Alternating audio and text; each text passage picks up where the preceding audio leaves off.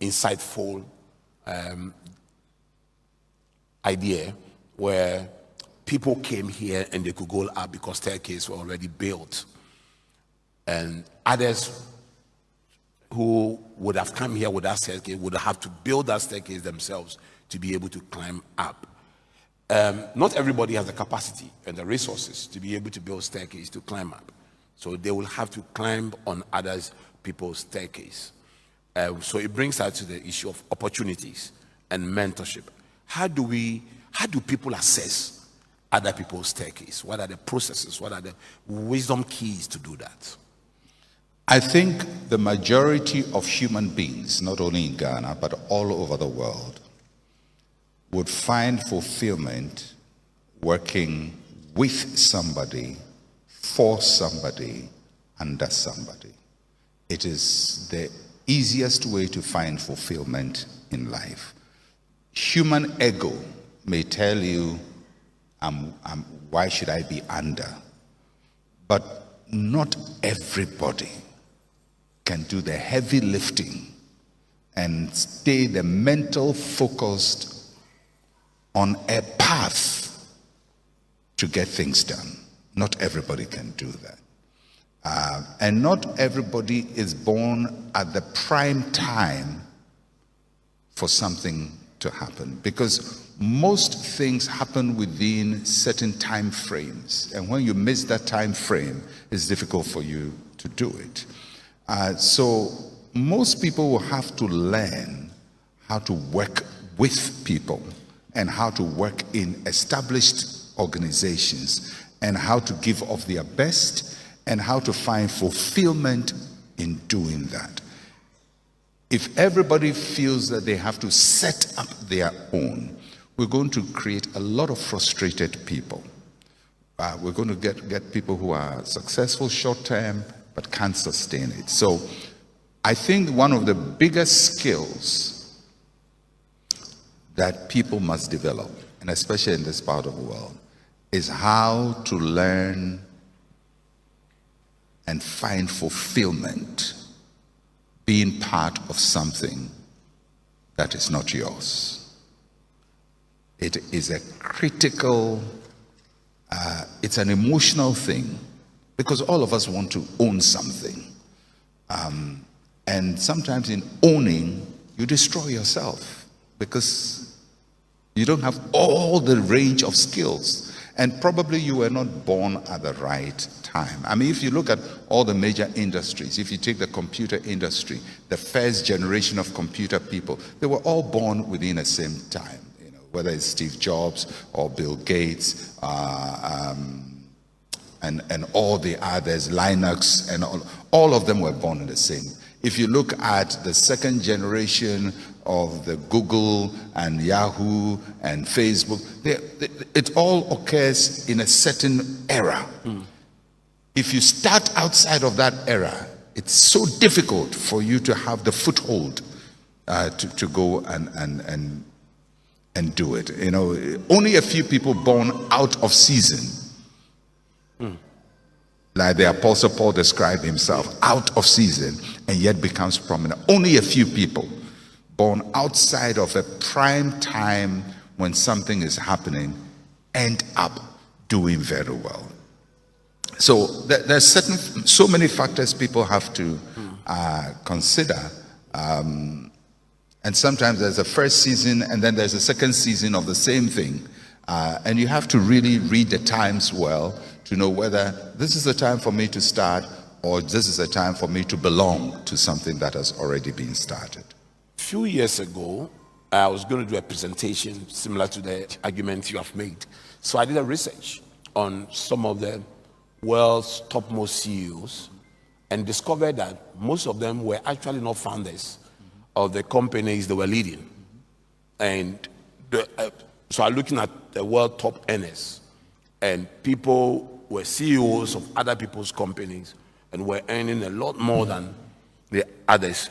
It looks like within our cultural system, these things, people feel like I am not satisfied with the title of a prince. I want to be my own king and try to create my own kingdom. And they end up crashing? Is it a cultural thing? How? It's both backwards and forwards, and by that I mean that the people at the front being able to create a sense of belonging for people. So yes, you can say it's cultural, where we tend to be very controlling over what we have. I mean, look at even when people have government position, which is not theirs. They didn't create it. The government was there, ministry was there, and you are appointed. And all of a sudden, they have a certain territorial control, as if they will be there forever, and then they are not there. So you realize that. So if we apply that to government, can you imagine when it's your own business? That's right. We tend to be very protective because I think that our culture has a certain distrust of outsiders, and so for everything we do, we always want to hold on to ourselves and a few people close to us. So I think for those of us who lead movements, the critical skill we need to develop is the ability to open up and let those who are in our systems feel that they have a future in the system and there's a sense of belonging there, and that they can work there for the rest of their lives and be fulfilled, although they didn't start it. That is at the front end. And at the back end, those who are also belonging to things must learn not to undermine what they belong to. I think there's a culture of undermining. I tell people, you go to a shop and the shopkeeper is criticizing the shop owner. And can even tell you, oh, there's another place here, you get something better. And they forget that this is the place I'm supposed to build because my salary, and still they're complaining they don't take good care of us, but then they are also not taking good care of the business. So it's both a backwards and a forward thing. Those who are part of systems must be loyal. One of the things I noticed when I went to the US the first times is the way people talk about what they belong to. People talk, if it's a company or a church, you would almost never hear anybody criticizing the system they are part of. They are so enthusiastic. They find a sense of pride, a sense of honor for what they belong to. And you find it in a lot of developed economies that people have a sense of pride. If they work for a factory, they are proud of what it produces. They understand the systems. They know the history. They are proud of their leadership, and so on and so forth. Here, you rarely find people who are proud of where they belong. We almost quarrel with what we belong to, and we're constantly trying to push it away. So at the front, we must create opportunity. At the back, we must learn to support the things that we belong to. Amazing. And Doc, you are not just saying this, you are practicing it. Because I have a lot of ICGC pastors who are my friends because I came to Central University, and I remember one telling me, I don't see why I should leave ICGC because I'm here as if the church belongs to me. Mm-hmm. If I don't invite the Otabil, he's not coming here. I'm making decisions. It says I find fulfillment as if I'm a founder of the church, and I thought that was quite remarkable. It takes a lot of confidence to do that, isn't it? Well, I am always persuaded by longevity. I am always thinking of something lasting. And right from the beginning of my ministry, I was always thinking of longevity. How do I create something that outlives me and that lasts? If I consider that Christianity is over 2,000 years, So you build a church, it's not for your lifetime, you have to think of 2,000 years. How can people belong to something and be part of it for generations and feel a sense of belonging? So you create a culture for it.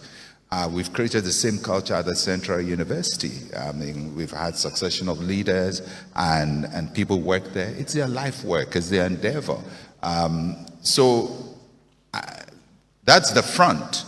I think I must say, for the pastors of the pastors you talk to, they have the back attitude that I'm part of something, I don't undermine it, I see that it works, I ensure that it succeeds, because in its success I am being successful. So it's a backwards and forward activity.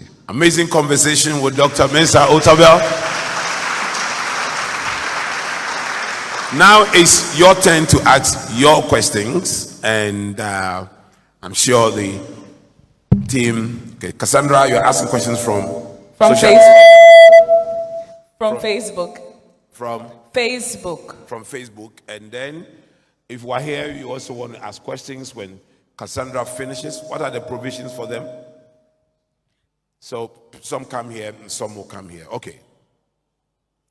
So from Facebook, we have Wena Jonathan, who's asking, how can one develop a particular skill and gain mastery over it?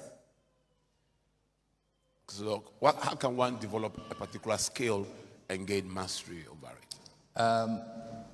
Of course, you have to have the aptitude for it. And when we say you have aptitude, it means that your mental framework favors that. I mean, if you don't have the framework for music, you can't do anything about it. You can't sing in tune, you can't identify tune. Like I tried to sing in the choir and the choir leader dismissed me. Yeah, you make a joyful noise to the Lord.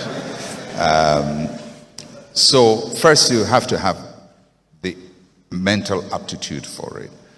But you have to have sometimes formal training for it. You go to school and you focus on that skill, but you also need apprenticeship for it, what we call mentoring, coaching, however we call it. You have to be sometimes in a place working under somebody who understands that process and holds your hand through the process. So there is the skill, natural, there is formal training, there is the ongoing informal apprenticeship that you need to do that. But apart from that, your own application of what you are learning to real life situations. Skills are developed in the context of problem solving. You cannot develop a skill when you are not integrating the skill to a problem that you must solve. So if you avoid problems, you avoid assignments, you avoid challenges, your skills will never be developed.